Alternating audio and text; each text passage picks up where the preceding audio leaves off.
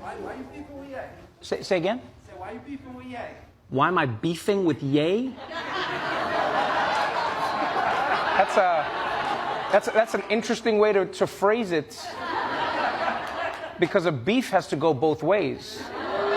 No, it does. It genuinely does. I think, first of all, you know, in my limited understanding of the world, beef has always been something that generally will happen between two hip-hop artists. I was never beefing with Kanye West. I was concerned about Kanye West.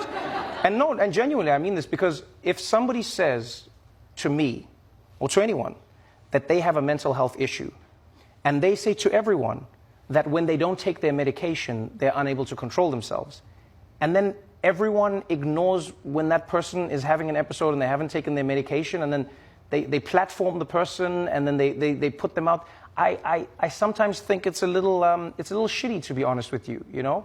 Like, my grandfather was bipolar, and one thing we knew in the family was, and I'm not saying Kanye is, by the way, I'm just saying my grandfather was bipolar, and one thing we knew was, you know, when he was having one of his episodes, he could act in a certain way, he could do certain things, he'd take the family car, he'd be gone, he'd be driving off. But our job was to support him. We go like, did he take his medication? What is he saying? What is he not saying? I said, it would be weird if I was there going, oh, my grandfather's, is having an episode again, I'm going viral tonight. I think it's a little bit strange. And so it's interesting how, you know, what you're asking me makes sense, because that's how you see the framing. Somebody having beef.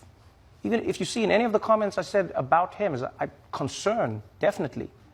I grew up loving Kanye West. There are a few hip-hop artists who have shaped how I see music, the punchlines that he had in every single song. It was like listening to comedy, the sketches that he had. He loved stand-up comedy.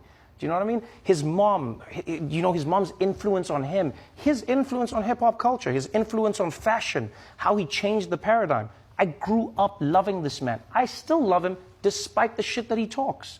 And so for me, it's not a beef. But one thing I'll tell you is, when I grew up in South Africa, one thing I loved was you grew up in a space where people would say, Bazok Jela, we're going to tell you to your face. You know what I mean? We're not going to sit by and see you doing something and just act like, oh no, we didn't see it. I sometimes feel like Americans enjoy doing that. They see it, and then something really bad happens, and they're like, I wish we had spoken about it. I wish someone had said something. Yeah, I'm like, no. So for me, you know, I think there are elements of Ye where he knows when he's being an asshole, and he's admitted this. He knows when he's pushing the envelope and he's trying to say. But there are moments where I go, people, what is happening here? Like, you know what I mean? So it's not beefing with somebody. I don't have beef with a human being who has expressed openly that they're dealing with a mental health issue. I don't have beef with that human being. What I have beef with is us as society not coming together around a person and going like, hey, maybe this is not the moment to put a microphone in your face so that you just go off saying everything. If this is what you want to say when you're on your medication, then that's a different story. But because you've told us that, I'm not going to sit by and say that. So if he wants to process it as beef, I understand it. I've never had beef with him. I'm still playing College Dropout. I'm still playing the music. I still love the man that I think he is. And I understand that he's gone through a lot, you know, and I don't take that for granted. But yeah, I've promised myself I'll never be the person who just sits by and gleefully says things about people that I care about, and then also joins the group of mourners afterwards and acts like I wasn't part of it. Too many people like to mourn you when you're dead, and they don't say anything to you when you're alive. So I don't know where it'll end or where it won't, but that's me.